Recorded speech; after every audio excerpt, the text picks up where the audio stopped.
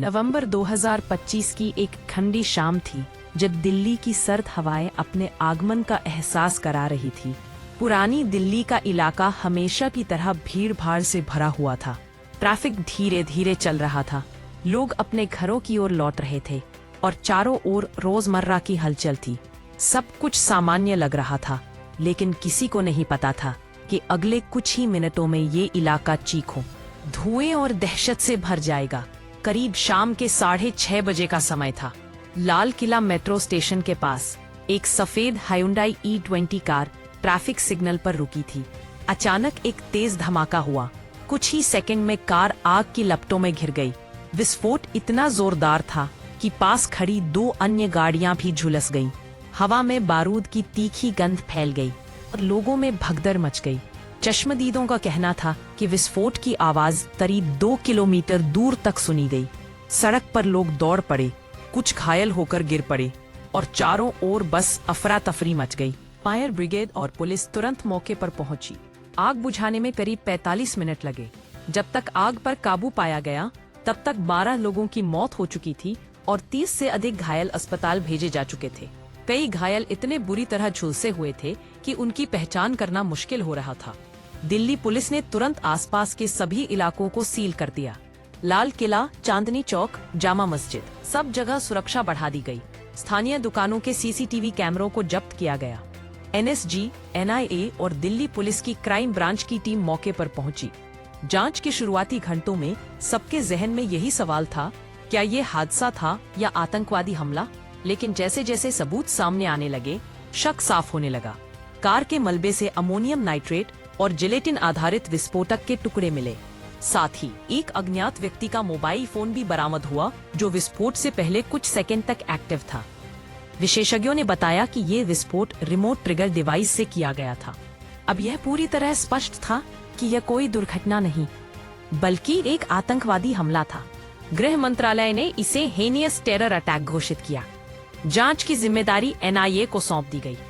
Delhi police ने तुरंत UAPA यानी अनलॉफुल एक्टिविटीज प्रिवेंशन एक्ट की धारा 16 और 18 के तहत केस दर्ज किया। जांच में जो जानकारी सामने आई वह बेहद चौंकाने वाली थी।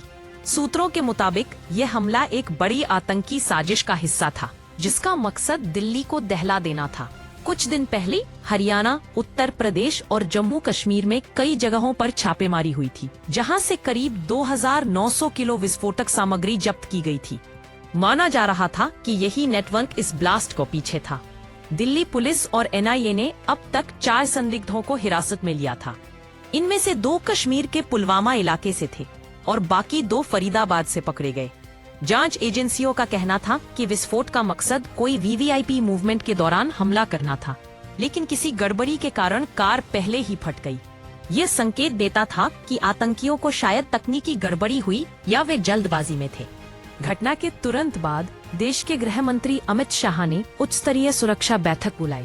बैठक में दिल्ली पुलिस, NSG, IB और NIE के वरिष्ठ अधिकारियों ने हिस्सा लिया। गृह मंत्री ने साफ कहा, जो लोग इस घटना के पीछे हैं, उन्हें किसी भी कीमत पर नहीं छोड़ा जाएगा। ये भारत की सुरक्षा पर हमला है और इसका जवाब सख्ती से दिया जाएगा। प्रधानमंत्री नरेंद्र मोदी ने भी ट्वीट कर कहा, दिल्ली में हुई यह अमानवीय घटना पूरे राष्ट्र के लिए गहरा दुख है। हम निर्दोष लोगों के खून का हिसाब जरूर लेंगे। इस घटना के बाद दिल्ली में चौतरफा सुरक्षा बढ़ा दी गई थी। हर मेट्रो स्टेशन, रेलवे स्टेशन और भीड़ भाड़ वाले इलाकों में डॉग स्क्वाड और बम डिस्पोजल टीम तैनात की गई थी। सीमावर्ती राज्यों में वाहनों की तलाशी तेज कर दी गई थी। रेड फोर्ट को 3 दिनों के लिए आम जनता के लिए बंद कर दिया गया, ताकि जांच टीमें शांति से काम कर सके। दिल्ली पुलिस कमिश्नर ने प्रेस कॉन्फ्रेंस में बताया कि यह हमला पूरी तरह से सोचा समझा कदम था। हम जांच में काफी आगे बढ़ चुके हैं और जल्द ही इसके पीछे के मास्टरमाइंड को पकड़ लिया जाएगा। अब अगर हम बात करें राजनीतिक माहौल की, तो संसद में विपक्ष ने सरकार पर सवाल उठाया था कि आखिर इतनी सख्त सुरक्षा के बावजूद लाल किले जैसे हाई सिक्योरिटी जोन में धमाका कैसे हो गया। विपक्ष ने इसे इंटेलिजेंस फेलियर बताया था। वहीं सरकार का कहना था कि जांच पूरी होने के बाद ही जिम्मेदारी तय होगी। इस बीच सोशल मीडिया पर कई अफवाहें और फर्जी तस्वीरें वायरल हो रही थीं। कुछ लोगों ने दावा किया कि धमाका कार में नहीं बल्कि पास की दुकान में हुआ था। हालांकि पुलिस ने सभी दावों को झूठा बताया और चेतावनी दी कि फेक न्यूज फैलाने वालों के खिलाफ कड़ी कार्रवाई की जाएगी। घटना के बाद दिल्ली और आसपास के लोगों में डर और गुस्से का माहौल था। कई नागरिक संगठनों और छात्रों ने इंडिया गेट पर जस्टिस फॉर दिल्ली विक्टिम्स के नाम से कैंडल मार्च निकाला। लोगों की मांग थी कि इस बार सिर्फ गिरफ्तारी नहीं बल्कि फास्ट ट्रैक कोर्ट में सुनवाई हो और दोषियों को फांसी दी जाए। मानवाधिकार आयोग और महिला आयोग ने भी इस घटना की कड़ी निंदा की और सरकार से आग्रह किया कि सुरक्षा व्यवस्था की समीक्षा की जाए। फोरेंसिक रिपोर्ट के मुताबिक विस्फोट में इस्तेमाल किया गया विस्फोटक सैन्य ग्रेड का था, जो आसानी से बाजार में नहीं मिलता।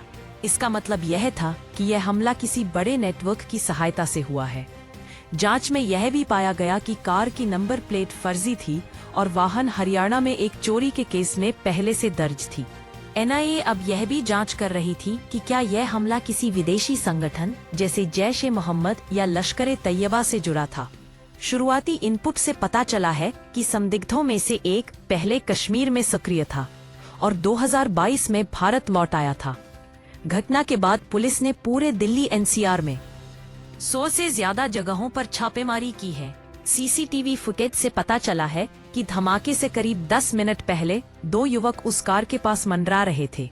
उनमें से एक ने हुडी पहन रखी थी और दूसरा मोबाइल फोन पर बात कर रहा था। अभी तक दोनों की पहचान नहीं हो सकी थी। दिल्ली सरकार ने मृतकों के परिवारों को 10 लाख रुपए और गंभीर रूप से घायलों को 5 लाख रुपए की सहायता राशि देने की घोषणा की है। वहीं केंद्र सरकार ने राष्ट्रीय सुरक्षा नीति की समीक्षा के आदेश जारी कर दिए हैं ताकि भविष्य में ऐसी घटनाओं को रोका जा सके। अब सवाल ये उठता है, जब हमारी राजधानी के सबसे सुरक्षित इलाके में इस तरह का विस्फोट हो सकता है तो देश के बाकी शहर कितने सुरक्षित हैं? क्या हमारी खुफिया एजेंसियां अपने काम में कहीं चूक रही हैं? और सबसे बड़ा सवाल, क्या हम एक बार फिर आतंकवाद के नए दौर में प्रवेश कर चुके हैं? देश के कई हिस्सों में इस घटना के खिलाफ प्रदर्शन हुए हैं। लोग सड़कों पर उतर आए हैं। हम जवाब चाहते हैं और दिल्ली को इंसाफ चाहिए जैसे नारे लगा रहे हैं। राजधानी की हवा में अब भी बारूद की गंध है, सायरों की आवाजें सुनाई दे रही हैं और लोगों के चेहरों पर डर साफ झलकता है। लेकिन इसके साथ ही देश भर में गुस्सा और एकजुटता की भावना भी दिखाई दे रही है। सरकार का दावा है कि दोषियों को जल्द से जल्द पकड़ा जाएगा, लेकिन आम जनता के मन में सवाल वही है, क्या इस बार भी न्याय में सालों लगेंगे या इस बार सच में सख्त कार्रवाई देखने को मिलेगी? यह घटना हमें एक सबक देती है कि आतंकवाद की जड़ें सिर्फ सीमा पार नहीं बल्कि हमारे समाज की नफरत और असंवेदनशीलता में भी छिपी है। जब तक हम सब मिलकर एकजुट नहीं होंगे, आतंक की यह छाया बार बार लौटती रहेगी।